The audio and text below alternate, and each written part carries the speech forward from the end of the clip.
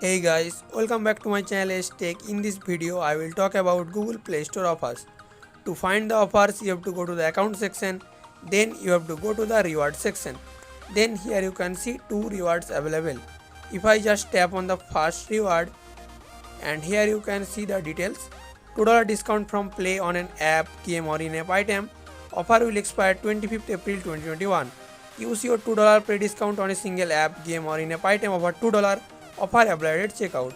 Now here you can see the terms and conditions for the offer, and here below popular choices to use this offer. Okay, so I got a new offer in my United States account, and here you can see the offer details. $2 discount from play on an app, game or in-app item. Now I will show you how to use the offer. To use the offer, I will go to the top chart section and then top paid section of Play Store. Now I will try to buy this Minecraft.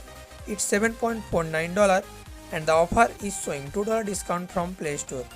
Okay, and now if I just tap here and try to buy this game, here you can see the offer is showing offer applied $2 credit from Google. So I have to pay $5.49 as I am getting $2 discount for the offer. In this way you can use this offer to buy apps and games. Bye, see you guys in the next video. Take care guys.